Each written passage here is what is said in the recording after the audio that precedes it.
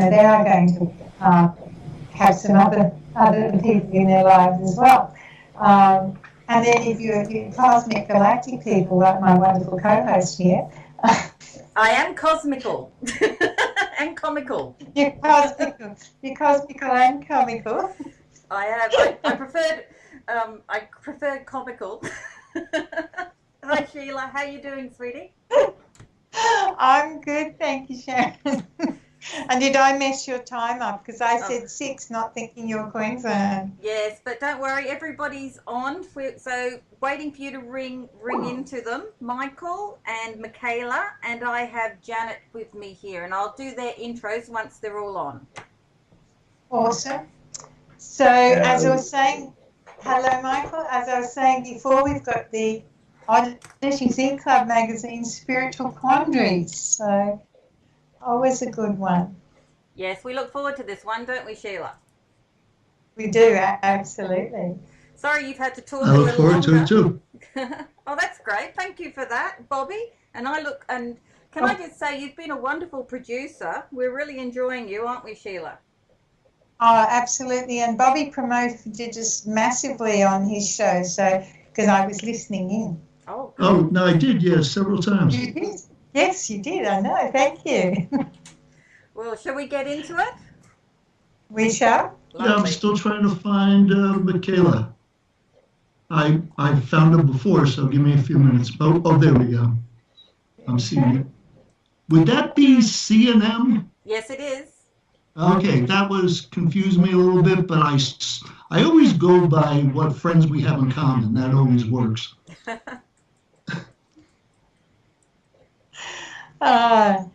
So you've been busy, Sharon?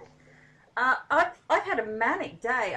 Do you know how you have a day where everything goes wrong? Like in it. So I'm hoping tonight's a lot better. I was doing something mundane today, but obviously my mind was elsewhere, and I had to do a quick shop, and I dropped 2 huge packets of batteries on my right big toe. So I spent half an hour with my foot up with ice on it in the local supermarket, I must have looked very attractive. So I haven't had a good day from that perspective, but it was quite funny because I think I was their first incident for the month, because like 6 little 18-year-olds just all kind of hovered around me for 30 minutes. It was it was embarrassing. It was quite embarrassing. I just wanted to go. Okay, I think we have everyone. Mikayla, are you on? Hi, yes I am. Thank you. Lovely. Okay, awesome. Shall I kick off the intro, Sheila? Please do. Okay. Well, tonight on Spiritual Quandaries, we have the enigmatic Michael Lambe. Michael is a true seeker, a creator, a magician, an alchemist. I love that word. A spiritual shaman on journey. A dynamic ball of evolving creative energy who loves joy and fun. And anyone that's met Michael will know how true these words are. He's a constant change, and that's what will never change. This is his constancy. We have the lovely and, shall I say, dare I say, dynamic Janet. I always have trouble pronouncing her surname, so I'm going to give it a go, mostly because I have a lisp. The Slottje. Slottje. Yeah. Yes, she's just given me a 5-minute lecture on somebody else mispronouncing her name, so I really didn't want to get it wrong. So, in Italy, her name's actually Giovanna, and she's had a rather stubborn work colleague this week that refused to call her that and been calling her Giovanni, which is the male equivalent. So yes, so that's not being too good. So no one, just call her Jan tonight, everybody. Jan. We have the wonderful Mikayla Holmes, who's a new columnist in the magazine, who I've referred to her as an inspirational author, but she's a lot more than that. Mikayla is going to help us find our calm and to conquer our chaos. She's been drawing on 40 years of life experience that includes growing up in Hong Kong, traveling the world, continuous self-development study, and an advanced management diploma in the middle of all that. Mikayla has finally cracked what she calls the code. But it might not be the code you think. It's how to find our calm, how to get in control no matter what life throws at us. and to use the circumstances in front of ourselves to forge a legacy that we would be proud of and a life that feels good. And after the day I've had, Mikayla, I need calm. And you know what? Don't we all? And Jan next to me is in the middle of some legal woes. So she needs a bucket load. Bobby, did you get that before I got it out? She needs a lot of your calm. It's okay, other than F-bombs are not okay. Oh, okay. So shit is fine then. Okay. So tonight, guys, we're going to be talking about some big topics from, I suppose you call it the spiritual perspective for the guests. And from my perspective, I'm going to be asking the questions from more of a devil's advocate perspective. So by the end of the session, please don't hate me, guys, because there'll be some questions here that I'm pushing and I'm prodding and I'm poking you about. But it's more to get to your truth. Okay? Everyone happy with that? We'll see. Thank you. Yes. Janet's here and she's too physically close to me, so I'm a bit worried. We'll see. So, but on the whole, basically, I'm not expecting you all to be experts on these topics, but I want you from your own areas of spirituality or motivation to give us some home truths. Does that make more sense? Yes. Yes. Excellent. Yes. Michael, you're cool? Yes, I know you are. Michael's probably the coolest. Yeah, Michael's probably the coolest guy I know. So, Michael, do you know Jan from the UFO Club in Brisbane? Michael Lang? Lauren, I know Lauren. Yeah, you're the guys. I don't know the man. Yeah. I think if you. Well, hi. I think you two have met at some time, but probably. Long time ago. Yeah, long time ago. Okay. No problem. Oh, you hear me okay? That's cool? Yep. Yes, it's Cool. perfect tonight. Absolutely perfect.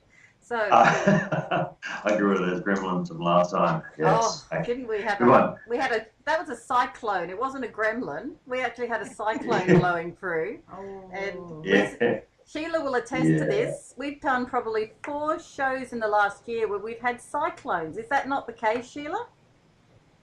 Absolutely. And it's just like, it's always on our night. so we should just, I kind of said a prayer, as most of you don't probably know, but I just spent the last week up the north end of Australia and going up to wonderful Cairns and then to Ellie Beach, to Port Douglas, and spending some amazing time in the rainforest and that. And I actually managed to do a week's touring on either side of a cyclone. So there was a cyclone the day before I left, and then when I got back the day after. So I've been quite blessed. Yeah. So I've just missed 2 cyclones, Sheila. So maybe it's me. Do you think I attract them? No, I think it's that combined metaphysical spiritual energy, if you like. Is that what I did say that earlier. Anyway, I did have an amazing time. I'm very jealous of anyone that gets to live in places like Ellie Beach and Cairns and Port Douglas. Just fabulous. But let's get into it. So, does anyone want to share anything before we kick off? No? Michael? We're all good. You're all good good? to go. Okay, Get far Mikayla? away, girls. Yeah. Go, sisters. All good. I'm excited. I can't wait. Wonderful. So let's kick off with our first topic for the evening, which is reincarnation. Is karma gonna get you? I've added a few little, my little wisdom. So you can probably tell. I usually start with a definition of my definition of what reincarnation is, and then we kick into the question. So let's start. So reincarnation is the philosophical or religious concept that an aspect of a living being starts a new life in a different physical body or form after each biological death. It is also called rebirth or transmigration and is a part of the Samsara doctrine or cyclic existence. It is a central tenet of all major Indian religions, namely Buddhism, Hinduism, Jainism, and Sikhism. The idea of reincarnation is found in many ancient cultures, And a belief in rebirth was held by Greek historic figures such as Pythagoras, Socrates, and Plato. Excuse me.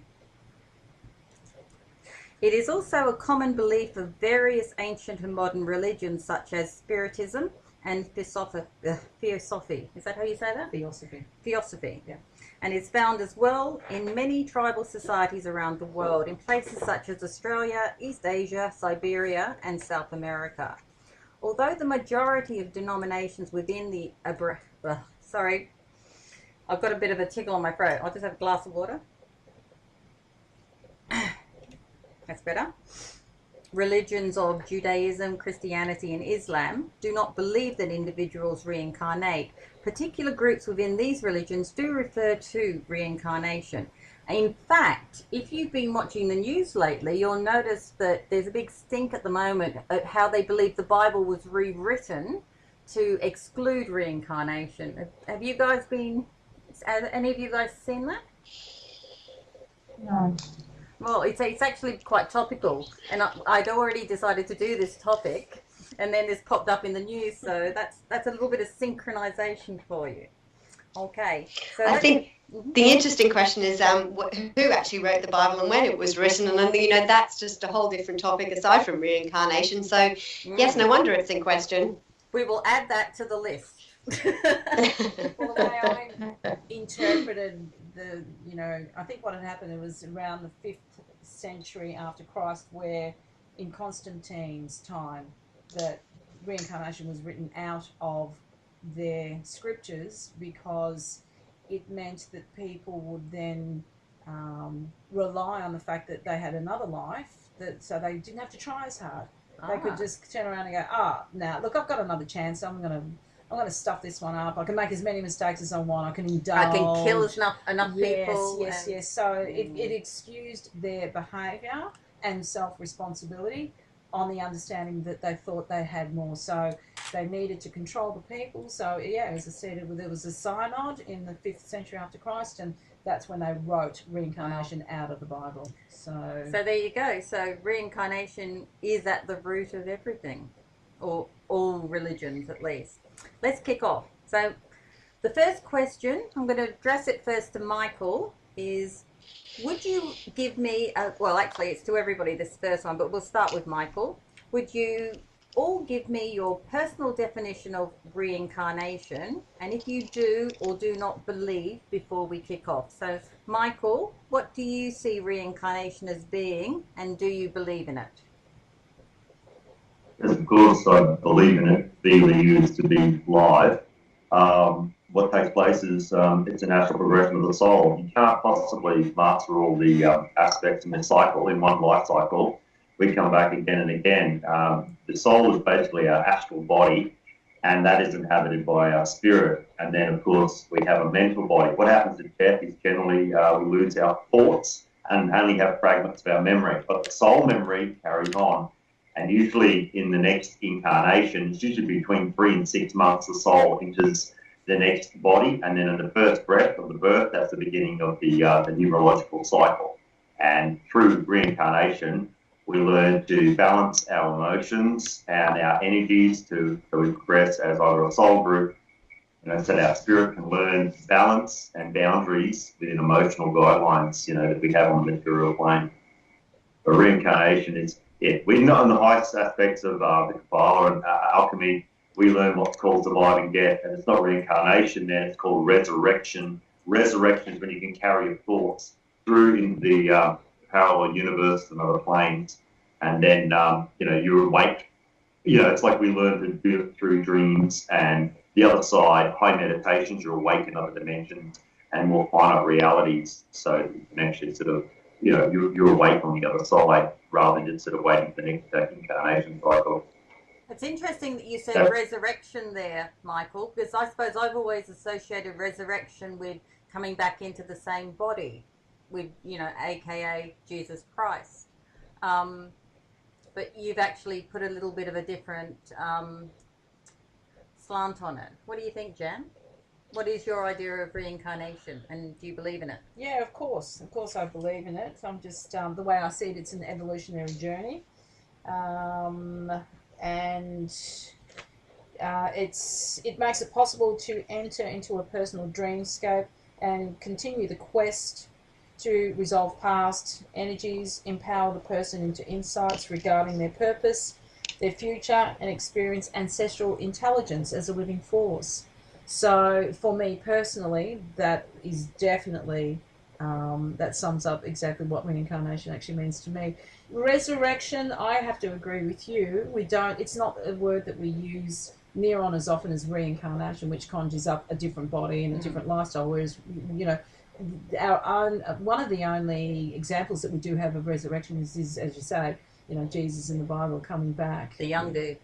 Yeah. Resurrecting. That's right. It's the same body, same soul, same everything. But he doesn't stay here, so to speak. Do you believe in reincarnation? Yeah, I do. It has a bit of contention that goes with it, because I would like to know why people have the lives that they have. When I see people struggling so bad, and I try not to make it a karmic thing, and I try to sit there and say, what have you done to deserve such an awful life that you're having at this point? See, I think karma's just plain old guilt. It's a guilt trip. Karma's a guilt trip. Yeah. But we'll talk about that. We've got a question on that down the track. Mikayla, what do you think? What's your understanding of reincarnation, and do you believe in it, or is this it for us? Enjoy the moment. Well, yes, I do believe in reincarnation. And one of the things I was brought up on, my dad always used to say, is heaven must be a really large place otherwise. And I guess it just got me sort of questioning, you know, what is the point of being here? Are we all just energy? So whether you believe or not, you know, you do need to sort of question, what is the point? And when you kind of figure out, is there a point to being here? As you said, is it karma? Is it not? You know, is the point to go and delve back into past lives, worry about your future lives? Or is it, I'm in the moment, what can I do? What is the best thing that I can do?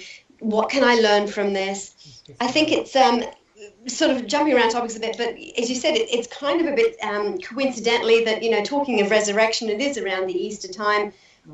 Jesus resurrected himself, and then suddenly, as you say, it's not in the Bible anymore, you know, reincarnation, yet he resurrected and his body was never found. The interesting thing is when you do a psychic reading and someone, you know, gives you some information about someone who's passed on, how is that information accurate? Is it the energy that you're projecting? But, you know, you're not even thinking of certain topics that when a psychic reading comes in, they give you, and you go, wow, there has to be more to this to be given that piece of information that the psychic reading, the psychic person could not get from me, or did they? So, you know, yes. Is it black and white? I'm not entirely sure. Is it right or wrong? Not entirely sure. I believe it is. Believe it's energy. There's something more to this, though, than just my thoughts or what I think about it, hence why I do believe in it, yeah. Right. So, Sheila, what do you think? Yes, Sharon. What do you think reincarnation is about, and will I be seeing you down the track, sweetie, or not? Or should we make the most of it now? Well, I'm a very strong believer in reincarnation, Sharon, as you probably know. And one of the things I talk about, you know, from a genetic ancestral perspective of every cell in our body retaining memory, is something I call chakra memory. And I've not heard anyone else talk about it. But to me, it's the sum total of every life we've ever lived. And that memory comes in at conception. And it's so much bigger than all of the genetic ancestral stuff that, you know, come through both sides of our family line. So, and Bobby and I were just talking while you were still doing your interview off air about my version of karma. And I said, one of my very early metaphysical teachers, a lovely lady in Victoria called Rosemary Cheney, said to me in about 1997-98 that karma stood for keeping all relevant memories alive. And I liked that, so I've used that comment since. And that fits for me with chakra memory. It is keeping those memories alive to me rather than coming back because you're paying for something you've done in the past. Well, I think they've scientifically identified that the cells in our body hold memory as well now. I think the last 5 years or so they've actually come out and said there's a scientific basis for that. Mostly when there has, prior to that, people have had operations and they've had transfers of eyes into different bodies or parts of the body into other bodies. What's it called? Transplants. They've had transplant surgery, and the person that's received the organ or whatever has actually said they've also brought over personality traits of the person. Have you heard of that? Yeah, Nexus actually did a very good, probably 10 or 12 page spread around maybe 2004, thereabouts, on transplant memories. Because in America, you can meet the person, the donor family, basically. So people who've never played the guitar suddenly started playing the guitar. People had transplants suddenly, didn't eat food that they'd normally eaten, but wanted food that the other person had really enjoyed and things like that. So, I quite often smile when I see things and think, well, I've been talking about that for the last 12 years, or, now they're finally deciding that it's real. Yes, no, I thoroughly agree. So, okay, with the next question, we might kick off with Jan. So, cannot inherited memory or something like collective unconscious account for the apparent memories of past lives? Yeah, it could. Absolutely. I mean, we're talking about such a huge gap here anyway, that there are so many possibilities that I will touch back on that subject that you were just talking about, that DNA can be changed, and you will have ancestral energy that comes through that. My sister, who's she's got a PhD in music, and anyway, so her thesis was on what they call irrational knowledge, and what had happened was, one of the examples that she used for her thesis was that indigenous children were taken away from their parents at the age of 2 months, 3 months old, and they were brought up in white houses, yet when they heard a piece of music, when they heard something that actually the smell of a certain smoke that was burning or something, it evoked memories. They knew the songs. They had genetic memory. They had everything, yet at the age of 2 months old being taken away. How do you explain that? Yes. It is irrational knowledge, but if that's not something carried in the DNA, and they understand that it's storytelling is very, very sacred to them, and this is how the stories are actually handed down to keep them as pure as they possibly can be. So these stories are as old as humanity itself, and it's actually carried through the DNA. So we're saying reincarnation may be just a generic label that categorizes a variety of different, I suppose, modalities or phenomenons, and one of them might be genetic memory. Possibly. I mean, to try and say, no, yours is genetic memory, yours is actually repression, yours is a real, past life experience. How can you judge the situation? There's nowhere near enough research that's been done in this, so we can't separate them out into their categories of what they could be. Yeah. So, Michael, cannot inherited memory or something like a collective unconscious account for the apparent memories of past lives? Yeah, that's an interesting question. How we lived before, of course. There's been many studies done by respected doctors, and one comes to mind is Dr. Michael Newton. It's a book that I recommend that you both read. He's not a new age, he was actually old school. He actually just recently passed over. He wrote the book, Journey of the Soul. I strongly recommend all you read that, and it's actually about the lives in between lives. Also, there's some work that we've uncovered from many different respected, not just journalists, but also professors. There was Dr. Stevenson. Now, Dr. Stevenson was a professor of psychiatry at the University of Virginia School of Medicine. He spent more than 4 years tracking down over 3,000 children who experienced specific detailed memories of alleged, their past lives. Many of these children were able to tell Stevenson what their names used to be, as well as who their alleged friends and families were. They often revealed how they died, along with many other astonishing, details that could easily be proven or disproven by investigation. Personality and behavioural quirks carried over from one apparent lifetime to another, and the children bore a surprising facial resemblance to whomever that they had seen, had they've been before. So this is not just like some sort of new age thing. This has been going on for centuries, and it's also clinically proven and tested.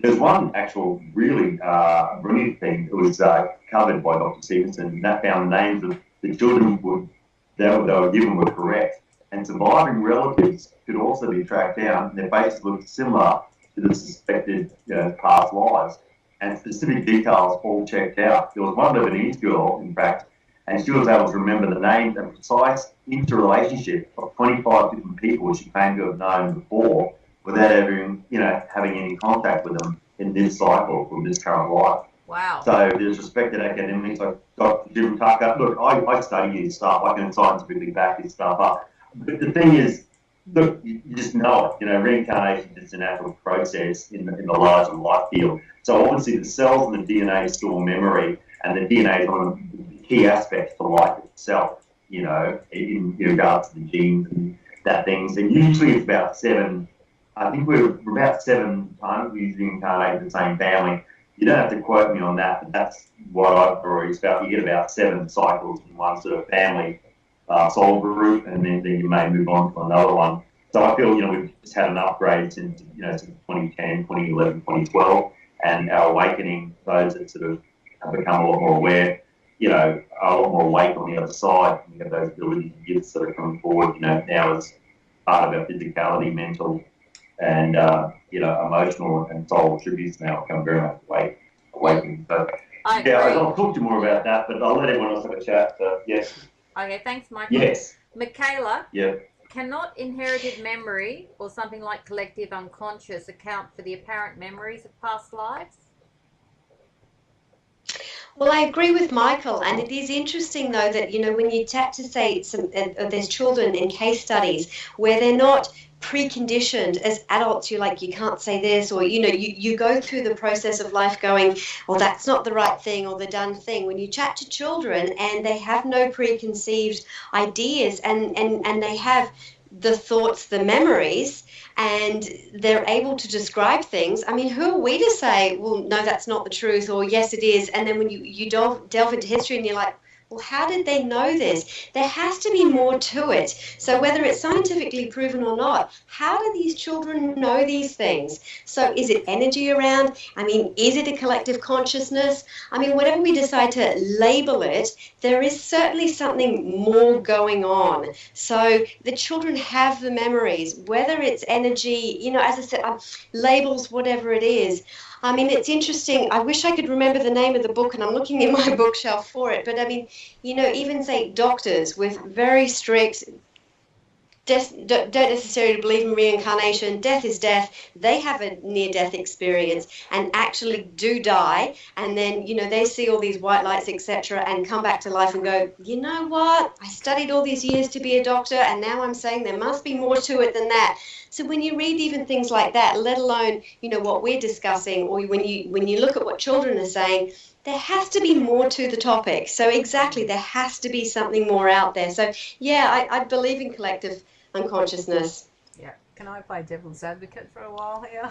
Jen's going to play devil's advocate, and then we'll hear from Sheila. Okay, so what actually, my understanding, Tom Schroeder was an investigative journalist that worked with Dr. Ian Stevenson for a few years, traveling around and following his work and recording absolutely everything. So in some of these cases, they did understand, and they had to be dismissed, that the families were to gain because of the caste system that they do actually have in places like Pakistan. So those countries that really have a strong belief in it, they do have that caste system. So it was interesting how they felt that some of these children were believing that they actually belong to a higher caste. So once the families kind of understood this, they ran with it because they understood that they were actually going to be of an enormous benefit, because chances are the family from the higher caste will accept these children and go, oh my goodness, this is my lost son who was So in some of these cases, they did understand that there was something to be gained and there was an agenda. So Wow. just to kind of put this into perspective, it wasn't all of them, and you're right, it was 40 years, and it's the empirical evidence that weighs and stacks very, very heavily on his behalf. But there were cases of, I'm not saying fraud, but I am saying something was to be gained by the families. There was some advantage. So oh, totally. Yeah. So and if you've ever been to Pakistan, you grab anything. You would grab anything quickly. So, Sheila, cannot inherited memory or something like collective unconscious account for the apparent memories of past lives? You're pondering that? It would, Sharon, but I'd perhaps look at it from a couple of different perspectives. One, using one of the modalities I've learned over the years, where you take someone back down the timeline to a previous existence, and people will describe who they were and what their name was and what was happening, and people that they know in this life who were related to them in that life, and so on. And because the way I work on that level, you're not planting anything in anyone's mind to want them to do that. You're just allowing what's coming through. And the other thing that I look at too is where you have one soul leaves and another soul inhabits the body, what I would call a walk-in. The person that's inhabiting the body may well be someone from a previous incarnation. So, and it may not be. It may be somebody totally separate who, has wanted to come in and someone's offered up their body for use. So, but again, they retain the memories of the person in the body of the person that they walked into. It's something that's fascinated me for a number of years. I've done a lot of work with people who are walk-ins. So could they be picking up on collective consciousness? Possibly. But I really firmly believe that, we have those reincarnation memories and the ability to access previous memories. But as Mikayla, I think, and Mikayla and I haven't met, so I said earlier I didn't think we had, so I was excited about having someone here. Basically, if we're looking back at the past or we're looking forward into the future, are we living in the now? In the now, what we're meant to be experiencing. Look, I love reincarnation. I love finding memories and reasons and things like that, and cyclic inherited trauma coming through the genetic line can affect you, and that's not your incarnation, that's someone else's. But, we really do have to live in the now, because that is the only time there actually is, isn't it, from my perspective. Well, I think we all agree that there is I think we've all basically agreed there that reincarnation is more of an umbrella term, and I think there are a number of effects or phenomena that kind of come under the reincarnation. So isn't it nice we finally got a term which everyone can agree on because it's so diverse. which is lovely, because this rarely happens. Okay, let's move on to the next one, and this time we're going to kick off with Mikayla. So, and it's the question I was referring to earlier about karma. Does reincarnation occur with a causal link between conduct in one life and the circumstances of the next, in your opinion, which is karma, basically? What do you think, Mikayla? That goes back to the energy, and I sort of, in my head, I think, well, what is the point of being here? And you just said, now. So, therefore, if we're not a reincarnation or we're not learning from our past, what is the point? Do we just start here totally afresh, a blank slate? What is the point? And this is what I've grappled with, going, well, is my life to, put it in broad terms, grow up, get a good job, get married, have children, work, retire, die. And I thought there has to be more to it. Well, so I thought there has to be more to it. So if that's what we're currently doing in this life, do we start totally afresh? And in my mind, I thought, well, that just can't be. As I said, heaven must be a pretty big place. So therefore, if we don't just all here, dead, gone, that's it, what is the point? So is the point that you are learning from your past lives? Is there more to it? Is there something you can learn now? And then I've just gone, but as I said, is it past or present? Or what is the point of this? And if the point is this, is what can I share with people? What energy can I bring? Should I be a sad soul in this life? Should I be a happy soul? Okay, I'm making the choice here. So my karma is I want to do happy things, good things for people. One, because that actually just makes me feel good. So there is will karma help me in the future? Yeah. So you do think there is a causal link between how you behave, and if you behave in a well-behaved and a generous manner to your fellow man, you do believe that in the next life you'll be moved up the rank, as they say, or maybe not born into a war zone or something like that. Is that where we're going? Absolutely. Or as you said, as devil's advocate, regardless of the past or present life, what can I do to enjoy my life right now? Exactly. And so if I can enjoy my life by doing good things, then whether it's future karma or not, I feel good now. Better things happen when I feel good. Therefore, I do believe in karma. Use it, the word karma, that's fine.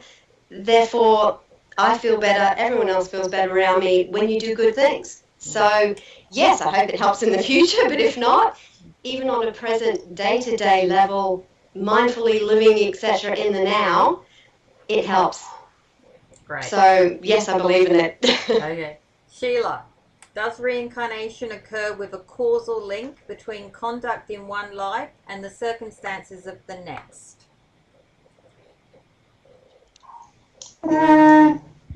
Bobby and I were talking about karma before, and I said to him, my view on keeping all relevant memories alive, and the fact that I do not believe that we come into this life to be punished for something from a previous one. What I've been saying for many years, though, the Sheila Coffee Shop in the Sky version, is we, make our soul contracts and we go next door to the supermarket and there's all these packages and they're all emotions, because to me there's no emotion on the other side. People don't have the sadness and the grief and the loss and things like that. So we collect all these free packages, and if you're going to experience joy, you must also experience sadness, or how do you know what joy is? So that, to me, is part of why we come into this life, to have those experiences, to experience emotion rather than learn lessons. But then again, you've got people who perhaps did not need to come back into this life, and I'm sure we know a few, who'd lived all their lives, done all the things they needed to do, but came back to be of service. And I'm not necessarily thinking... They're the really chilled out, cool people, aren't they? Like us. Like the laid-back type. Like us. That basically finished school and went to the beach and surfed for 30 years. Figured it all out. That's kind of what I'm thinking. Is that what you're thinking, Sheila? Not necessarily, Sharon, no. So, okay. Michael. I think from my experience, a lot of people who come back to be of service tend to have pretty dreadful lives a lot of the time. Really? They're not here for themselves, they're here for other people. Okay, that makes, okay, I can see that too. So, Michael, does reincarnation occur with a causal link between contact in one life and the circumstances of the next, in your opinion? Yes. Simple. Yes. Can you extrapolate? It's a given. Yeah, well, if you want to break down karma, karma's controlled by all the planets have aspects about us, and that one's controlled by Saturn. And Saturn, that's why the name, derived from Satan was derived from that particular planet. So it has those kind of, but it controls people's energies. And we have an extreme aspect, for example, of negative and positive emotions. Let's say, I suppose, go down this old nutshell, between hatred and love, as it were. There's a balance that one has to be. You can't just be the yes person and you just can't be the negative person. People come back. There is karmic debt. Look, karma, if you look at it in a scientific way or a mathematical way, it's every action creates a reaction. If I drop a stone in a pond, ripples are going to hurt. And also in another layer aspect, that stone's going to go down to the bottom. Whether it touches something or moves something down there, that's another aspect. So everything we do in this world actually has another opposite reaction in another world as well, like a parallel universe. And I agree with what everyone has said before, but also I don't just see the other side as just this other side. It's just like this big, bland, heaven. There are layers and densities to other realms. We don't just see it, work and move in those levels, and you need to increase or become a more finite being in those realms. There are like corridors in between, say, lower astral planes, mid-density astral planes, high astral planes. You have planes in Nirvana, Buddhic realms, atomic levels and planes. This is too much for the average. A lot of people don't get this, but it's only when one starts to really get into the nuts and bolts of it. Karma works in the fact that this is a plane of duality. Everything in this plane is either negative, positive, up, down, in or out, masculine, feminine, solar, lunar, but in between is where all the colour and the real magic happen. So if I choose to be, as Mikayla said before, a happy, giving, caring, kind person, then generally a lot of that comes back. But it has other aspects. There are certain densities of negative energy that it's a harder place to move through, for example. It might be an industrial place or, negative waste or something. So we tend to steer away from those energies, Now that makes sense. That makes sense. Yeah. Okay, Jan, if you've been waiting. Jan's, by the way, I'm just warning everyone, Jan has been making notes as you've all been speaking. So I love it. So let's let her have it. So does reincarnation occur with a causal link between contact in one life and the circumstances of the next, Jan? Well, I was actually reading a very, very interesting piece of. It was a thesis. It was this guy's thesis, and what he was actually talking about was the religious interpretation here. So, this actually does come down to what religion you actually believe in. So, karma would be something from, say, like an Indian religion, or Buddhist, or most of your Eastern religions, they do believe in karma. So if somebody was born with like a crook leg or something, well then, holy dooly, he did something really wrong in his past life. So to get around this, as far as like Catholicism was concerned, because they had to get rid of this idea that you come back again, well then they did this thing where they created heaven or hell. So you don't come back, but you go to, one or the other. But what is really interesting as well is that, of course, when a child is born, the child is born with what they call the original sin. So they actually have to baptize this child from past sins created. So there's a bit of a paradox going on here. Do you know what I'm saying? So, for me personally, I kind of think karma is in this life. I don't really like to think that it's... It feels it sometimes. Yes. I've got to give you that. There are some times where you just think, wow, that came... I use the phrase instant karma an awful lot these days, because, that's what I mean when it happens in this life, and not... The pendulum swinging that knocks you off your post, or you've got, it goes around, comes around. I mean, look at the Australian cricket team. Instant karma. So I think it's, as you say, the polarity or the reversal of energies. If you put this energy out, well, then this other one's going to come back tenfold. Yeah, you scratch up a cricket ball, it's going to hit you in the nuts the next day. So I think karma is a little bit more instant. I just would like to believe that you learn the lessons that you need to learn, and you get given the opportunity to basically experience even more and just do better the next time. I see it as evolution. I don't like to think I've come with, like baptism, the whole process of baptism, we've come with somebody else's sin or, you know, original sin, and I don't like the thought of that. So I'm just going to go, nah.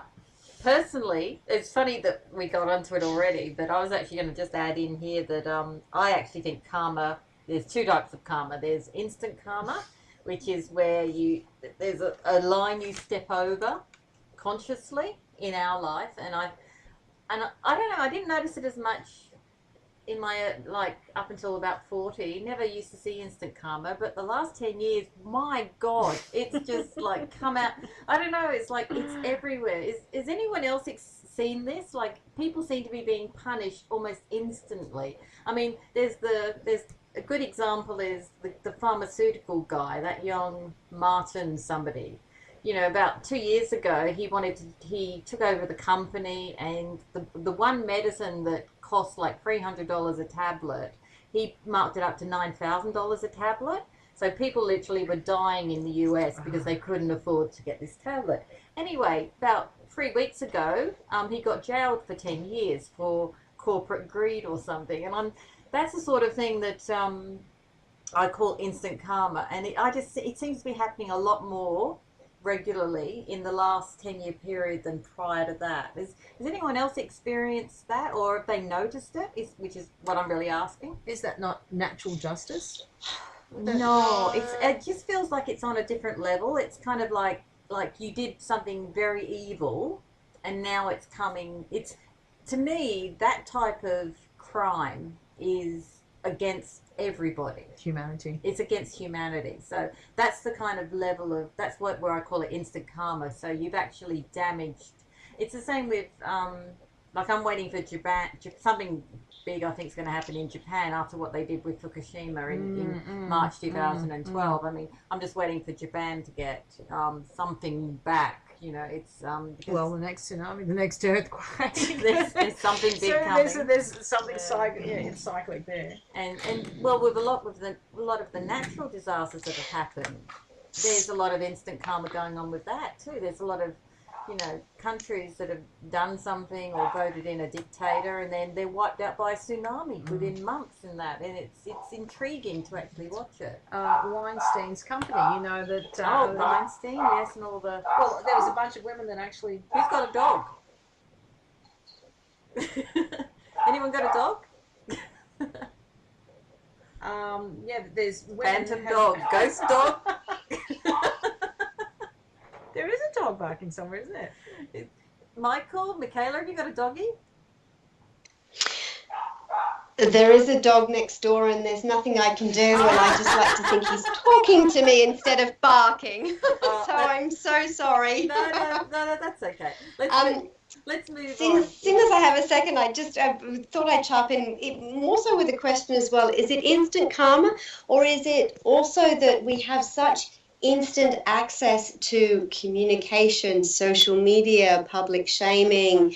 You know, is there as much crime as there used to be, or is it because we publicize it a lot more? So, you know, if people are doing the wrong thing, people are going to pull each other out on it quicker than they could before. Yes. So is it because technology is advanced? It's more of a sort of question or a statement than, is karma worse than it was? Don't know. Or have we just got this instant access to information? Actually, that's a very good point, and you're probably right. I mean, it's interesting. Back in when 9/11 happened, hardly anybody on the planet had smartphones, and that's why there wasn't much footage in New York at the time. By 2005, though, pretty much a quarter of the planet had a smartphone, and since that time, you're right, in the last 13 years, you know, knowledge has been shared at an increased rate. So that's actually probably spot on, and you just answered my question, because I just feel like a lot of bad people are being punished on a public level more at an increased speed, which is great. But then maybe yes, it is good, but then further down, you know, some of the questions here, you know, should you be publicly shaming some people if you don't have a, you know, this is just another sort of topic. If you don't have, it can ruin people's reputation. One post, you know, there goes a company when you really didn't have all the information and you weren't telling the truth necessarily. So I think it is really quite a double-edged sword. Yes, it's good some people are being published. No comment on Weinstein because I don't want to go on the record for that. But nonetheless, did he do the right thing or the wrong thing? He's being publicly shamed. Someone else that did or didn't. You know, it's just we have this access. Everyone gets on the bandwagon. Yes, it can be a fabulous thing. It can also be quite damaging. Is it instantaneous because we've got all this access? Well, the thing about the Weinstein incident is that his company has now been bought out by women. Yes. Yes, which is, you know, like a women, is that not retribution? Retribution, karma, is that not the same? Well, yeah, but he's probably already made enough money to retire to an island and have some work done And get himself out of jail. Yes. So, and like one of the things I noticed around the awards, not that, sorry, I don't want to go off on a tangent here because we want to stay on reincarnation, but he's not actually been charged with anything. So there's been a lot of information about him put out in social media, like you're saying, Mikayla, but I've been kind of watching what's going on from a police perspective, and he's not actually been charged. So what's the point? Where is he? Yeah, what exactly? What's the And point? you go, what? Yeah. So Yeah. But we should take this and add it to the topics list. We'll do one on me. We'll do one on the Me Too movement down the track. Now, Sheila, are you up? Sheila? I'm right here. Yeah, Yes, the break is almost starting, up to Sheila. the break, Sharon. Okay. So Let's. about 5 minutes, guys. Okay, pull me up. Coffee break. All right. Tea break? Yes. Tea break? Oh, cake. Oh, yes, cake. And what kind of sandwich would you like? I can put you down the other one. Oh.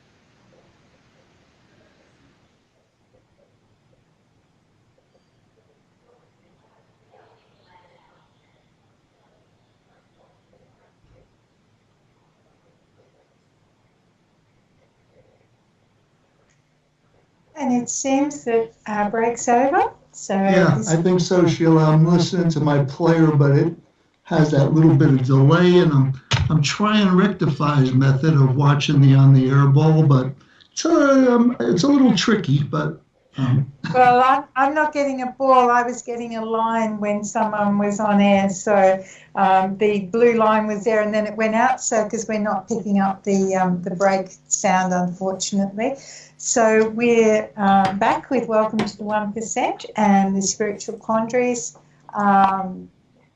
We're back. It is E-Club Magazine show. We are back, Sharon Ann, yes. So just do a quick station break and then we'll get back into it. Okay. So we're with Revolution Radio at freedomslips.com, and we are the #1 100% listener-supported station bringing tonight's show to you. And as Bobby said last week, lots of our listeners are regular listeners, so they probably don't want to hear the same station break every time. So check out the archives, guys. $5.95 a month. Cost of a cup of coffee or a chocolate bar. Sheila version, I'd rather have the chocolate bar. You can access the shows of all of the hosts, both studios, A and B, and listen in your own time. Awesome gift for someone who's got everything. And please join our chat room. It's free. You can connect with amazing people around the world. And just one of the places that's good to hang out if you want to be somewhere. So my wonderful co-hosts, Sharon and Roland, and our fantastic guests. So we have Michael Lambe, Jan, Mikayla, and I was going to say Lauren. Hello. And we haven't got Karen tonight either, have we? No, Karen was down the coast. She's had difficulties getting internet where she's staying That's at the moment. That's cool. Yes, we tried earlier. So we've got a wonderful group of people tonight. So I'll hand back to you, Sharon. Lovely, thanks, Sheila. So, and actually, Sheila, you're first up. Does reincarnation occur for everyone, or just a few select people? I'm going to go out on a limb and say I believe everyone. Because that would be the fair thing? No, not necessarily fair. You just think we're all basically all on the same kind of journey? I believe it's a process. Oh, you do? And a journey, if you like. And my version's been for many years, because I like to simplify things, it's like going to school. We do kindergarten, we do primary school, we do high school, we do university. So we get some choices, when we finished university, if you like. Is that it? Or are we going to keep coming back, as the cool people do? And, be of service or to me, if I haven't learned something new every day, I've missed out. So, I'd want to keep coming back just so I didn't miss anything. Can I can I ask a quick question? Because I know you're my metaphysical maven. So I know you secretly love me calling you that.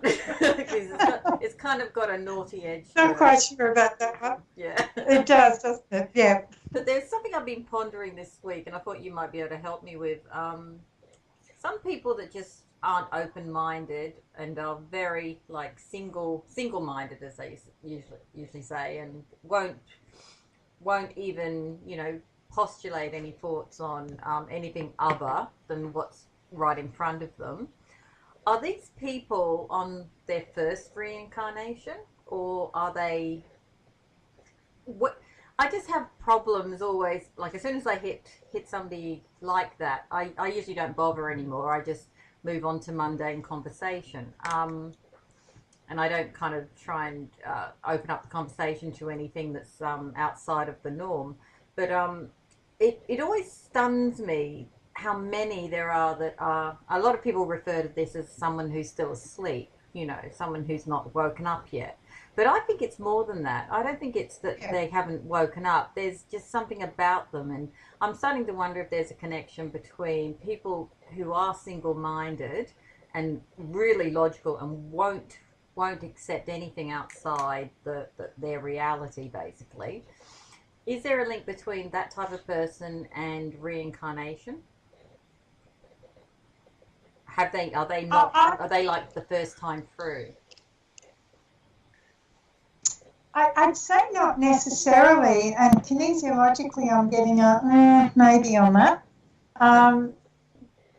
I know some very single-minded people. I'm related to some of them. And we all are, Sheila. Yeah, I'm sure we all have our challenges. It's something I said a very long time ago, and I can be quite rude, crude, and uncalled for anyone who doesn't know me. But I was introduced to a guy, my husband and I had separated, and this is well before he died. And I was introduced to this guy, and I went out with him a few times, and I said to someone later, I couldn't visualize spending the rest of my life not being able to have an intelligent conversation. Wow. And that's not very nice, is it? No, that's kind of, I go through stages with people. Like in the early days, I tried to convert them, and then 5 years down the track, I realized that all that ended up happening was they'd have a laugh at my expense, so I stopped doing that. Then I tried to kind of ignore them, and that didn't work either, because you have to live in this world with them. And now basically I just limit the topics that I discuss in certain circles, and maybe this is where everybody comes back to, like, if you have a job, in certain jobs you wouldn't, like Michael blows my mind away. I mean, Michael, tell everyone what you do for a job. Me, I'm a board maker by trade, but I'm currently pipe fitting. I work on massive construction sites. Lead smelters, and I've done time on bridges, drag lines, all that kind of thing. So I work with some pretty interesting fellows. I also work with a lot of different nationalities as well, and it's about energy. And there's no me to, there's obviously a lot of different extreme types of male personalities too, but there's also some females that you do come across as well in sight. But but for me that's the extreme of alchemy and Kabbalah. I just like the extreme aspects of tempering my body, my soul, and my mind. But I tend to do a mantra before I start these jobs so that I get a really good crew. I literally sit there and just meditate that I get really good-minded fellows so that we just absolutely smash the work. We shred it. I've come across some interesting people that work all over the world. People that work in Russia and Poland and States, Canada, the guys that work on submarine. And I like to track those guys who are really creative and burn energy. I don't want to work with Neanderthals, or rock apes or Cro-Magnons that haven't found the secret of fire yet. If they're there, that's not a judgment, it's an observation. If I get calm for that, big deal. That's just it. Someone's going to say something bad about me. But it's just, I don't want to talk non-tentacle sports or anything like that with other people. I want to work on the job, get the money in the bank, and I like working with massive machines. Some of the sites I work on is like working on Mars. But that's nothing. I mean, the stuff that's going on this planet, it's just, the average person has no idea. Even all the psychics don't really know the depth, the massiveness of what this planet's about. But anyway, that's my little spiel, But I think we create and we attract the right people through our own magnetism, whether you want to call it a natural magnetism, an animal magnetism, in our own primal physicality, but also, you get what you think about most. You get what you think about most. It's one of the biggest secrets of, not just the book, The Secret, but the elite that control the planet. You just think and you can create that. You manifest your destiny, as it were. So I find I find it fascinating that you say you like manifest your crew, because I had when I was in IT, I was a team leader on a lot of IT projects, and I'd have to pick my team. And what I would do is, when I had their CVs in front of me, I would look up their sun sign. I'd get their birthdays off the CVs, and I would look up their sun sign, and I do their astrological charts.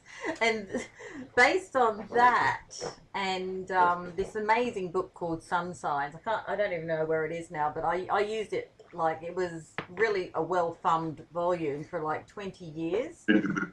And I would pick the most amazing teams based on that. And I'd be in meetings where I'd be saying, I want this person and this person and this person.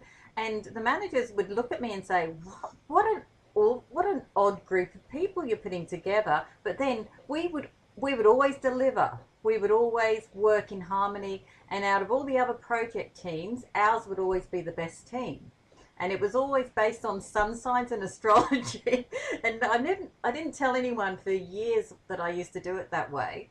But because I thought if they knew that I was doing this, you know, they wouldn't want me to be a project team lead anymore. Facebook stalking them, you know, social media stalking your work colleagues, which is whoa. So basically, that's how I used to pick teams, and I think it's kind of it's a similar mentality to what you're doing by manifesting, isn't it, Michael? Yes. Yeah. Yes, absolutely. I just thought you wanted the whole group, get it all in as a bit of a huddle or something like that. I like you do. I mean, astrology is an excellent modality. I mean, there's different variants of astrology. I mean, there's the Vedic as well as our Western topical sidereal astrology. But like Linda Goodman's sun sign, I believe is the book is about, and yes, also Linda that's Goodman, the one. Yeah. love signs. Yeah, they're a statement in a lot of people's book cases, and I've always found that people on most they usually have a good library of books or script, not descriptors, but like they'll have a combination of really interesting things, you know, and even the movies and that you can just sort of you know, you kind of read, you know, Mikasa Sukasa, you see those sorts of people, and you know, I once again, it's kind of like you got to get. You just can't do it from an intellectual thing too. There's also a street credibility too. You know, I've always found that some of the big Maori brothers, I got on really good with them. I like some of the Filipino guys. I like working with them. You know, they were great, and they just shred the work. It was great, and we just halved it, and it created a really good energy. But even in other groups, like they kind of, you know, they look up to us, so we kind of earn street cred.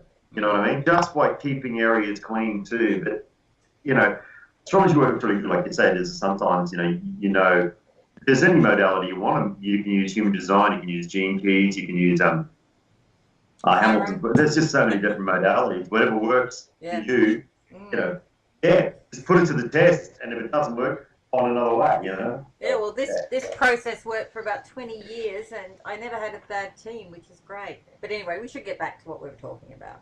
Janet, does reincarnation... Absolutely. Oh, sorry, Mikayla? I was just going to... That's all right. I was just going to add in and say, you know, it's great that we're having these conversations and we're obviously open-minded, but you do kind of wonder with the single-minded or asleep people, as you said, that's what society wants, though. So are we being dumbed down with the news, with religion, with all this stuff that we're supposed to follow? And are we the odd ones out by going, hey, I'm going to think outside the square. Actually, I'm going to think or not think and feel and, you know, be open to star signs, other opportunities. So I just think there's a lot of people who are just, as you said, asleep, but they're happy being asleep. They're told what to do.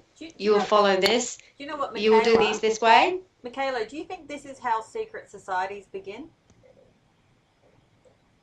Where you have basically we should start a secret society. Because honestly, when you find a group of like-minded people, by the way, I want to give it a cool name. Nothing like, you know, everything else is so heavy, like the Illuminati. You know, I want to give us a cool name rather than some of the dire ones out there. I'm sure Michael would come up with something good, actually. But even being open to having this conversation, saying, you know, is karma, is reincarnation, is any of this legit? Is it real? Is it something you feel? Is it scientifically proven? you know, who's to say we're right or wrong, and who's to say they're right or wrong? But, you know, there's movies out there called The Matrix even, you know. It is a lot of stuff, conspiracy theories, and, you know, on this topic could go, though. Yeah. I do think people are being dumbed down, though, whether it's with the food we eat, with the medication we're given, but also the mind-numbing, you know, stuff that's been told to fill our brains, including what's on the news. I personally think... Yeah, well spoken. Yeah, you're spot on, Mikayla. Hey, Michael. But I think a lot of it's actually to do with depopulation, and we're feeling the dumbing down is a side effect of them trying to depopulate the planet, to be honest, because a lot of the things they're using, like vaccination and that with the heavy aluminiums and things like that, are affecting our brains. And so I think maybe that's a side effect of depopulation. I was going to add that it's, for me, I think it's interference from whatever, if you want to call it a conspiracy. And the food, of course, the pesticides. Yeah, there's food. interference. So if people get given a choice whether they want to do what I call very, very dark soul-searching work, or they live in the now and have a good time and get their eyelashes done and get their lips Botoxed and all the rest of it. I don't think they put Botox in the lips. I think it's something else. Well, they're injecting Botox their is above here. Ristylane is back here. Oh, you know all about that. Listen to you. I do know about it because I get migraines, and I have to have a free needles of Botox a year to stop the migraines. Wow, that's incredible. Yeah, I'm lucky because they start at my pineal gland. Yeah. So I'm usually a bit non-spiritual for about a month after each shot. I'm not surprised. But yeah, the interference in the sense where you get given a choice. You can choose to do this dark work, because at the end of the day, this is all about introspection, and it's all about looking at areas of having to accountability for what you are and what you've chosen to do and where you are. It's very, very dark work. Or let's have a look at, let's just try and keep it lighthearted, read all the fluffy magazines and stuff, so we don't have to do the work. So I think it's a choice. I think people get given a choice, and most people will choose the easy option. Personally. Mikayla? Absolutely. Or what seems the easy option at the time, as you say, you do the dark work, but what happens when you've done the dark work? You sort of go, I can come out of it and go, wow. But people don't do the dark work and they keep suffering. And you think, well, why not just go through the dark work? You're suffering anyway. Good point. But it's putting your expectations onto other people. I suppose that's the one thing that at this point in time, I actually, when I see people, as you say, they don't do the work, they want to have this lifestyle that's all lovely and glossy and all that sort of stuff, I'm just in a position where I wish them well, because I'd like to believe at some point in time it will happen. It will happen for them, not this lifetime, not next lifetime, but it will happen. But I still believe, and I maintain, we get given a choice. Everybody gets given the same choices in life. What you do with those choices is whether you want to progress, do better, that's your journey. And does everybody think that depends on how many times you've been reincarnated? Just as a side question here. No, I don't. I mean, personally, I think if you're like at a Michael stage, and maybe you two ladies, and definitely Sheila, all of you, I feel, have probably been through the process maybe 100 times, whereas maybe somebody who's a criminal in this lifetime, it's just in their first 10 reincarnations. I think, personally, it is a path of learning, and I think every life teaches us something, a moral of some kind. When you start talking about these things, why do people become so reactionary?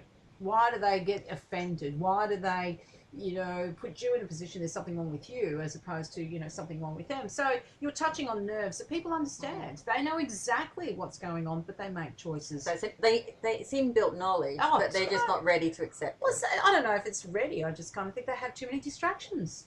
Look, I'm going to get on my Facebook now. So, while I'm doing that, I'm not going to be doing the dark night of the soul. I've got way too many things to do. It's a choice. Personally, I think everybody's pretty much on the same. But they're superficial things. They are exactly that, Mikayla. But it is but these superficial things are the distraction. And I mean, I know some days I'll be in Facebook doing something for the magazine, and then an hour later, I've drifted from what I was actually going into Facebook to do, which was to advertise maybe the show. And I'm commenting like a troll somewhere else, you know, on some gender appropriation or something. And, you know, and then I think, oh, how did I get to such darkness so quickly, you know? And I have a bit of fun online with people because I like to pose different views, even though I don't believe half the things I type. But isn't that part of the journey and part of the lesson? The actual lesson of you're given an opportunity. This is how I see karma and all the rest of it. You are given opportunities to learn whatever it is that you need to learn. You can either learn from that lesson or you can go, now I'm going to go and, you know, get my eyelashes done.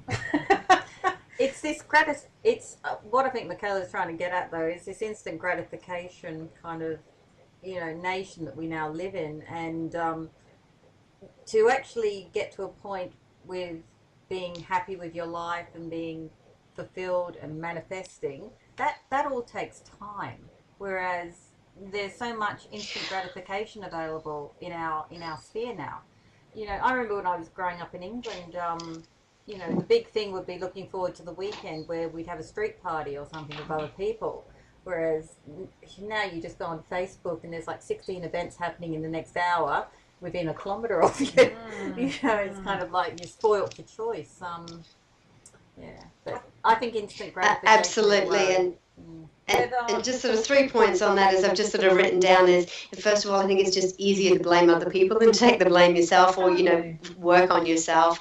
Exactly, going on what you said. I don't think people feel they have a choice. That's because they're not figuring out that they have a choice. Right, just got to do, you know, I've just got to do what everyone tells me to do.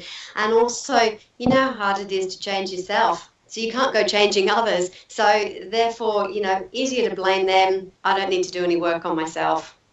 But do you know what I find fascinating, Mikayla? A lot of people that I know that have kind of woken up or become a little bit more open to things, it's happened after something big in their lives. Like for me, it probably happened around, I mean, I've always been open to this thing, but in 2008, my body shut down and I had to stop working. I won't go into what was wrong with me, but I had a couple of surgeries, and basically the doctor said to me I had to stop the lifestyle that I was living, which was, I was on a plane pretty much three out of 5 weeks of the month, flying. I was a national IT manager flying around Australia to all the different sites, and I just found that that was my moment of, okay, oh shit, I'm going to be dead in, like, the doctor pretty much said I'd be dead in 6 months if I didn't stop the type of work I was doing.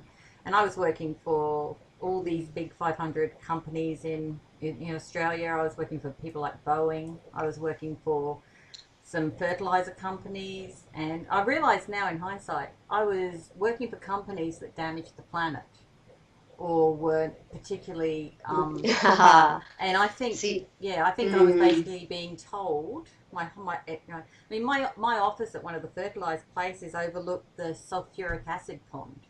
Nice. It looked very pretty, by the way, but it was a sulfuric acid pond, you know.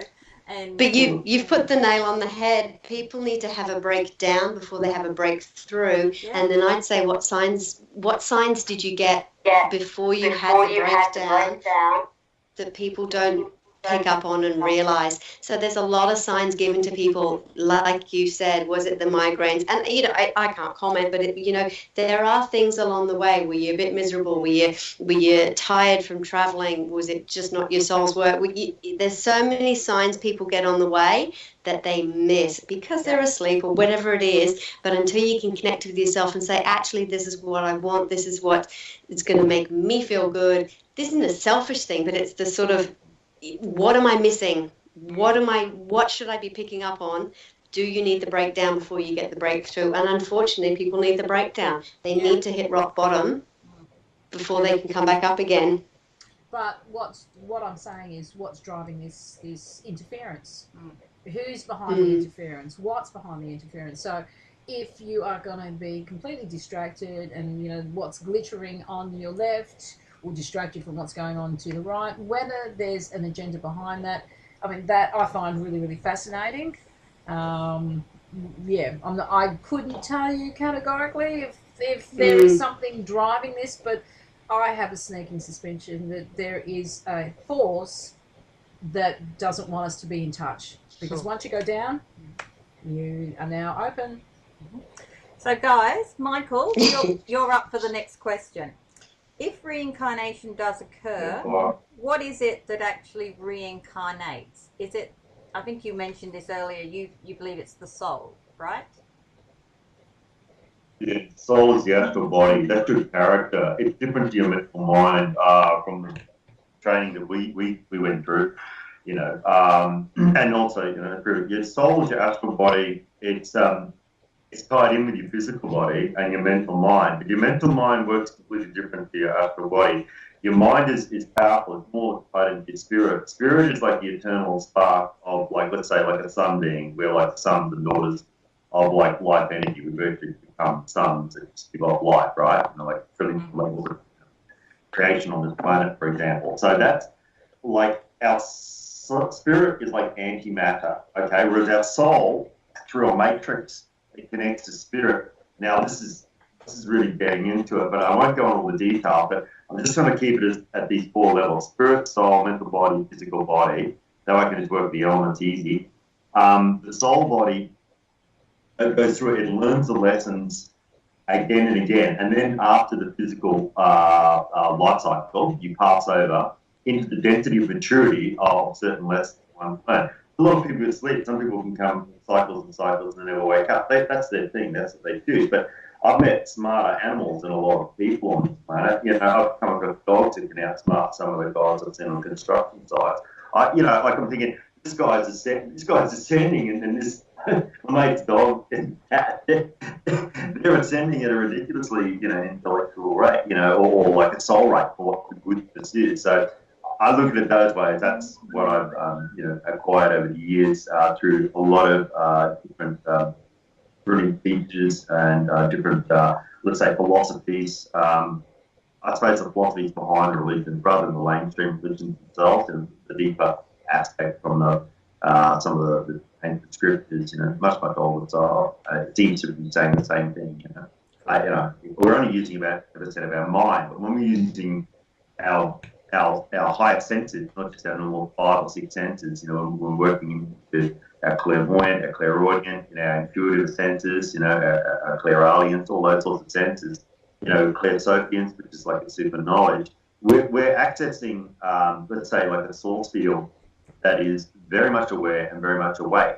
And there are intelligences in this field that many cultures call Shiva or God, Genie, or any of these different types of being. And also we could be saying that we're actually being guided by our future selves. But get into that, that's a question of time and gravity and how we look at time not being a straight line, which I see as a big illusion to a lot of people. I see it as a straight line since year dot. Whereas when you look at time and how it works, if you study things like the Philadelphia experiment and the time manipulation, you start to understand that it is very much tied into gravity, time, space, and gravity. But anyway, I'll go into that another time. That sounds fascinating. But, you know, I think that's another article for the magazine, Michael. That's fascinating stuff. It really is. It really is. Yeah. I'll just come here for the good coffee, you know. We've got a little bit of an echo, Sheila. Is that okay? Okay, let's keep going. So, yep, sorry, Sharon, I muted. Yeah, everything's fine, I think. Excellent, that's good. So, Jan, if reincarnation does occur, what is it that actually reincarnates, in your opinion? Energy. Energy. Yeah. Like, so we're an entity, an energy entity in some energy of some form. I can't tell you what, how, who, why. All I know is that what I believe, what it is that I actually believe is that the energy will kind of manifest itself as either the soul, probably not spirit as such. I mean, again, it's labeling, isn't it? It is. Yeah. I just think it's a form of energy that has the ability to manifest in different forms, basically. Could this be the grammage that they did an experiment, I think, in the 60s where they weighed a body pre-death and then post-death, and they recorded the difference in weight, and it was a certain grammage. And they basically said that the soul, or whatever this energy is, weighed a certain amount of grams, 29 grams or something. And I found that absolutely fascinating. And from a scientific perspective, I'm sure they've probably explained it away some other way. But Mikayla, if reincarnation does occur, what is it that reincarnates? I'm glad you asked me next, because I'm going to say energy, and your heart energy is amazing. I mean, just look at heart math. I mean, that's just a whole website and, stuff that they talk about. So I wonder if the energy from, or the grams from when you died, as in, how lighter you felt, I wonder if that's the energy that you're producing, because, I mean, energy can produce heat. I mean, everything is energy, and they've said that even in basic physics now. So I'm going to say energy. Right. Sheila, what actually reincarnates in your opinion? I'm pretty much with everyone else, energy, and like Michael, I see the soul and the spirit as being individual. So to me, the spirit incarnates first and the soul can come in later, depending on the individual person, how much later. And yes, the process you were talking about, I actually spoke about it, I think, last week, of the weighing the body and the soul having an actual energy. So it's all fascinating, isn't it? Do you remember who the doctor was? I've forgotten his name, but I should do an article on it, because it was one of the only times where I think science was a bit gobsmacked. That and the double slit experiment, and how consciousness plays a part in controlling the neutrons or proton or whatever it is that flows through the double slits. I can't tell you who it was, but I know I was reading about it more recently as well. I think they've been actually doing some more study on it. So it'd be worth having a look, Yeah, that was Buckminster pull-off, by the way. Did the protons through the slits. Yeah, that's protons. Pull-off. Yes, I'm not a scientist, but I knew it was protons or neutrons, something with ton on the end. So okay, now Jan, why do only certain people remember their previous lives? Why don't we all kind of? Well, I actually have remembered mine, but well, I think that it acts as a purpose for moving forward.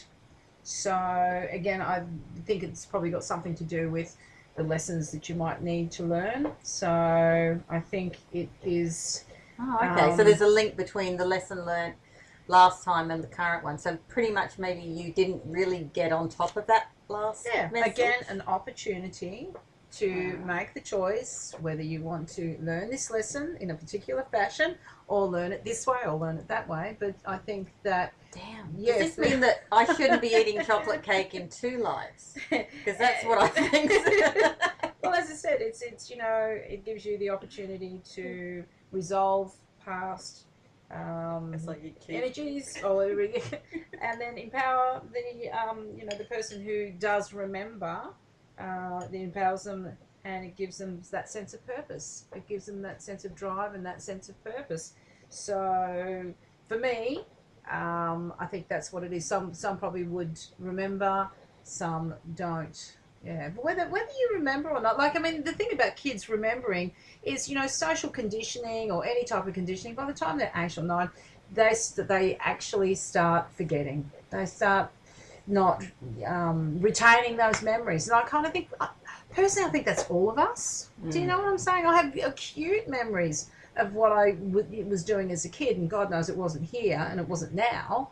And then, of course, social conditioning, that's it, it's gone. It's just all gone. I found in 2006 I went to England and did a bit of a you know, I was actually born at Stonehenge. If no one didn't, As you do. As I was quite on the equinox. Yes, no, not on the equinox, on St. Patrick's Day. Whoa!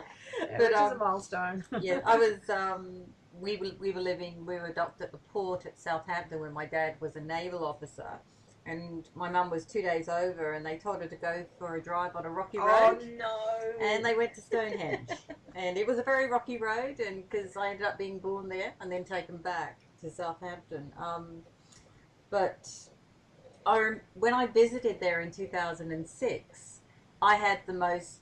I call it more of a tactile experience or spiritual experience, because and I've had that at other places too, and I've found after I've had experiences like that, that's when the past lives kind of come back in memory form or dream form. So Sheila, you've done a bit of regression. Is that typical for people, like something spurs the regression to occur?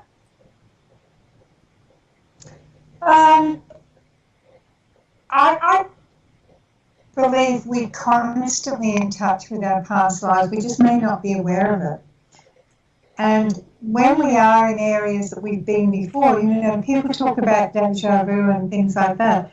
And one of the things years ago was it used to be said that your subconscious mind basically traveled ahead of you in time, and that's why you recognize places. But when you we're talking about children and memories, and especially memories of not being here. You know, one of the things for me is there's such a thinning of the veils at the moment, I believe, between the dimensions, and we're constantly moving between dimensions, whether we're aware of it or not. So, you know, that tactile feel of knowing something or feeling something may well be dimensional as well. It's interesting you should bring up the thinning of the veils. I was just reading an article on the LCD in Geneva, and a lot of people are saying now that when they turned it on in 2003, was it, that it actually it increased the amount of people who are having these experiences of other dimensions. Do you think that has anything to do with, like, and the fact that time seems to be speeding up? As I said, it's just an article I was reading. I don't actually have an opinion on it as yet. But since we're talking about thinning of the dimensions, would anyone like to comment? Michael, maybe?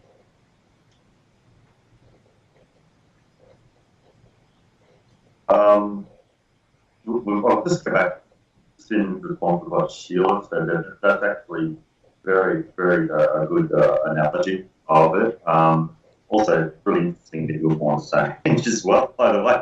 My brother was just there a couple of years ago, and not even 2 years ago, and he said about the interview that was said about Avery and that massive ley line goes there. But getting back to the deja vu aspect, we had massive, or even so many cases over the years of massive deja vus in certain places when they go travelling. I don't know why they go to some places. Other places they feel it very, very strongly in their lives, no matter if they're younger or they're teens or whatever age. And I feel I have to go here, and they must have or experience certain connections there. And this isn't everyone. This is people that are trying to find out who they are and tuning into themselves and looking at where they can do, arrive. And then I remember I had massive deja vu when I first started going around some parts of Britain, France, Germany. There was places in South France. It was, deja vu was just off the Richter. It was like you were like living 2 weeks in a day. You can imagine the process of thoughts. And I've got a good recall memory in my because of the training we did about if you want to recall your thoughts and memory from when you're a child, we used to meditate on the planet Mercury. This is also good if Mercury's in retrograde. You can draw the energy of the symbol, the sigil in, and you can balance that kind of energy. It's just a shortcut, like on your desktop of your soul, that just helps you. So when you're getting this deja vu thing up in here, and it might not be just one cycle, it might be something else as well. You might come back again trying to find that same key or same piece in the puzzle. That's just an observation. But getting back into dimensions, whichever way you would look at it, I mean, look at this plane, Earth is one plane. But if you went up to the Eiffel Tower in Paris and you looked at all the different layers of their underground and their metropolitan system, it was New York or London or any of these, it's just layers and layers and layers of the city, and they're like different dimensions anyway, you know what I mean? Yet, I suppose with the social media and your net, connected, not just the internet, but the intranet or the ethereal net, you know, and you might as well look at it now, it's like that's a way exactly the same in astral planes. You know, you just access through a monitor, which is called an interface. You know, if I look at my phone, I'm looking at a waterfall over in Switzerland, or if I'm looking at some indigenous folks doing a dance, that's in front of the monitor. It's actually blocking my view of what's actually around in my three-dimensional world at the point. So I'm tapping into that dimension. And this is exactly how it works when one starts what's called hopping through the planes. You used to call it sliding, using vortexes and Stargate. And this is known. Mainstream science knows this. People say, oh, there's no evidence of that. Well, there's plenty of evidence. There's just no publicity, you know. So moving through planes and dimensions of different density, and that's been accessed, you know, time and time again. The Mayans knew about that. The Mayan calendar, by the way, a lot of people think, 24. What the Mayan calendar was about with measurements of time is actually when dimensions and portals open up, you know, between planetary alignments, and that's a good thing that I feel people should study. There's a lot of indigenous tools that are around on this planet that they're not just like, you know, nonsense. They're actually relics of higher, you know, alignments. There's Ogon tribe in Africa, you know, they had the planets, you know, marked out as well, and they hadn't even met, you know. But anyway, there's other, you know, conversations about that. But dimensional movement is quite, it's been done before. Don't have to worry about that, and it's happening right now as we speak. Cool. It is. This planet blows people's mind. What's going on with this planet? That's for sure. You know, you look at the layouts of some of those massive temple structures. They look like they cut with a laser. You know, I mean, there's no doubt you can see the stargates that have been, you know, etched in some of those stones before. You know, I'm gonna add a new topic on dimensions and travel and sliding, because I think that will be fascinating to talk about. Cool, for the next show. Yeah. Now. Next, we'll do it then. Okay, sure. Because I don't think we could do that justice here, but I want to. So I'm going to. I'm going to break that down. Let's get back to reincarnation, meditation, bullying. Let's do the basics. Let's stick with the smaller one, the smaller topic. So now, a few years ago, there was a 10-year-old boy in Europe who basically woke up one day and basically said to his parents, I'm going to show you where I was murdered and buried. And basically these parents to this place, which was in the same village or whatever, and they dug up a body, and sure enough, exactly what the boy had said, how the murder had happened and where he'd been injured or killed with the implement, it was all found in the grave. Would you consider, we'll start with Sheila this time, what would you, to me that was proof of some type of reincarnation. Have you heard of any other instances of proving that reincarnation has occurred, Sheila? And would you like to share them with us? There's a lot out there, Sharon. Brian Weiss, Many Lives, Many Masters, did a lot of research. There's a lot of hypnotists, hypnotherapists who've done reincarnation, regression, and actually gone back and traced lives and traced bodies. To pick something out of the top of my head, I'd say no. I couldn't give you a total example. But there's also a lot of stuff where people have remembered having been alive and where they've left something. Not necessarily that they've been killed, and although people quite often identify who murdered them and things like that, but knowing that, they buried a piece of jewellery or put it between two stones or something like that. So there's so much proof, if we put that in inverted commas basically, out there if people are willing to look for it or to accept it. And just while I'm still talking, we've got about 10 minutes left. Oh, And then we're going to run out of time, guys. oh we are. We are. So, but, and then I know we haven't touched on the other subjects. There's some great stuff for the next spiritual quandaries. Yes, we'll take bullying to the next show, hey? Yeah. So, Mikayla's go. What would you consider to be proof of reincarnation, Mikayla? We see it's an interesting question. So is it reincarnation of that person's past life, or are they picking up on some unconscious energy of the vibration of, say the body that was in the grave? And I don't know if we can say one way or the other. So what the boy picked up on that you mentioned in that story, and he said, I'm going to take his parents to the actual grave. I mean, who's to say that was a past life of his? Or was it an energy he picked up on that there is a body there? As you said, the jewelry, that someone's buried somewhere.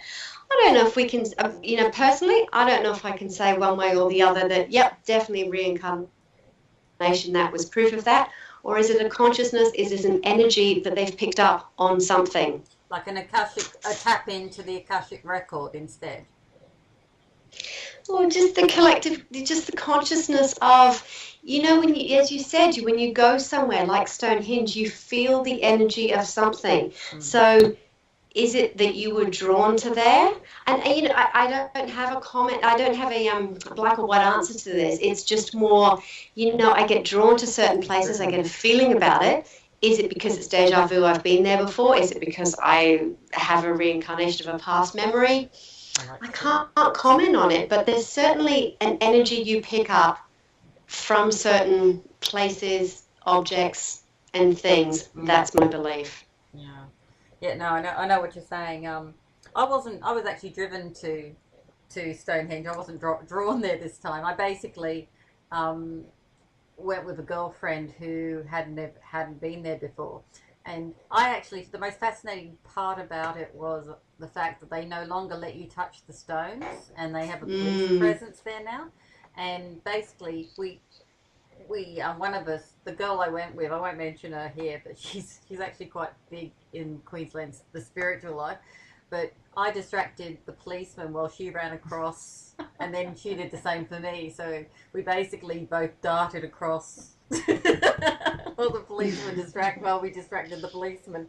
But I actually thought that was horrendous. Part of the experience is actually feeling the energy from the stones, and you can no longer do that. So, they let the druids in on the Sabbats, and that's about it now.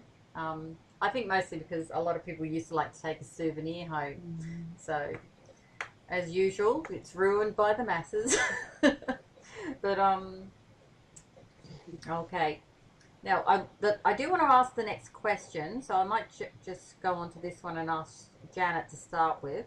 Some believe that birthmarks in the current life reflect how and where on the body they were killed in the previous life.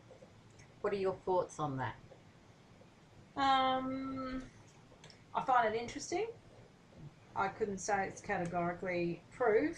I find it interesting, but I think it's, again, getting back to the whole purpose of reincarnation. What about the mental scars? What about the emotional scars? Well, funny you should say that, but a lot of regression therapists that I know tell me that a lot of people come to them with like chronic back pain or stabbing pains in their body somewhere, and when they regress back to the incident, their previous life where they might have been stabbed, the pain that's been with them all their life disappears. Yeah. So, so the scars are not just physical; they could be emotional, psychological, spiritual scars that people are carrying. And again, personally, for me, it's been given the opportunity to heal or resolve that energy that that person's life was cut short in a very, very traumatic way. It's normally trauma as well, isn't it? It is. There's always trauma kind of associated, but a lot of people also think that when they have the port wine stain on their bodies, or they have a rather large or strawberry obvious or something, a birthmark wound, or it's or a birthmark that's kind of like a stab wound or something like that. What do you think, Sheila? You must have heard this before. What are your thoughts on it? I actually worked with a young girl many years ago. She was one of my children's friends who had what looked like a bullet wound in between her shoulders, and she was born with it. So we could say, yes, that's probably come through from a previous life.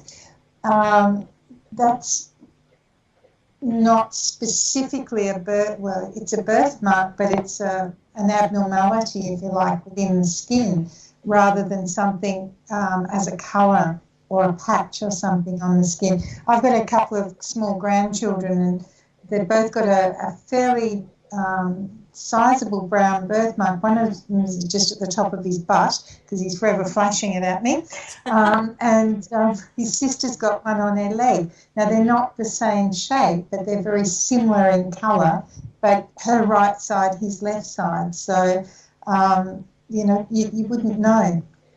Interesting. It's like a mirror, is it? Mirrored version? Yeah, they're totally different shapes, but the same coloration, like, you know, bigger than a 50-cent piece for both of them, but a different actual physical shape in the mark itself. So, you know, that they're very like their mother, both of them. That could well come through the genetic line. Mm-hmm. So maybe that's also past trauma from a previous ancestor as well. Could be, yeah. Cool. Yeah. Michael, is there any use for us knowing about our past lives? Is there a point to it, do you think? Why do we... Yes, absolutely. Tell us. What do you think? I believe it's about understanding histories, many different cultures, different races, nationalities, and also beyond the mainstream history we're given. I believe involved of our heritages from many different cultures, because I suppose of like let's say the McDonaldization or the American. Well, I don't want to use terms the wrong way, but I feel that we're deep, rich, you know, immortal beings. We haven't learned about our immortality yet, but I believe we're timeless beings, and we keep coming back again and again. But not just like we're all famous people in a past cycle. You know, there's many different layers to that, and also learning about humbleness and gratitude, like when we've been poor or broke, we might have passed over at a very young age. You know, when we've been a different sex, or we've lived a long life cycle, you know, as say a shaman or you know, a healing woman or something like that. I think we take into the collective of that, and also I believe it connects us deeper to and richer to community, and not just that as well, but it makes us understand and appreciate levels of consciousness. Some cultures very, very deeply worship, or not just worship, but work with the rocks and the stones. They are a living consciousness. They're a living stone, you know, and in buildings, you know, technology used with silicon, you know, sapphires, diamonds. Also with the trees and the indigenous cultures that work, you know, in harmony with the trees and rivers. You know, we have the understanding that trees and plants are sentient beings. We get more energy out of a fruit that we pick off a tree or out of certain herbs, and the herb law that's come out from many different aspects of herbalism, naturopathy, and that through thousands of years of cultures. We get to understand that we're connected to life forces like that. Also, our animal brothers and sisters and friends there. I mean, the avian kingdom there with all the birds, all the mammals. You know, we're connected with insects and reptiles and many different things. So we're like becoming into a super consciousness, you know, or a collective consciousness. So as we progress, you know, in the natural evolution, because we're young creators, you know, in evolution, you know, and we have the opportunity to diversify and grow into what I call a fifth dimensional consciousness, an angelic level of consciousness, or a deific level of consciousness, or you know, as we slowly climb up taking ladder, whichever way you look at it, whichever culture you choose. But I won't waffle on because we're running out of time. So that's what I feel, you know, when you get into a galactic consciousness. Thanks for that, Michael. That's what. A couple of years ago, I read an interesting, I suppose I'd call it an e-book called Alien Interview, and it had basically, it was supposedly the Roswell alien. One of them survived Roswell, and they were taken to an American base in the States and interviewed. There was a series of interviews. The break has started, Sheila. Oh, Right, okay. start. Sorry, guys, we're out of time. Thank you for joining us, Michael, Mikayla, Jan, Sharon. We'll be back in a couple. Well, I'll be back next week, and we'll be back at the end of next month, Sharon. You and I. We will. We're going to continue with our interview with Jason Reynolds, but I think we should invite the same crew back for our follow-up Spiritual Quandaries show, because we didn't even touch bullying, and I know that everyone wanted to have a go at that. So Michael, Mikayla, and Jan, I'll be in touch. All right. Thank you. Okay. Sounds Bye. awesome. Bye. Good night, everyone. Good night. Thank you very much. Lovely. Thank you. Bye. Thank you. Cheers. Thank Good night.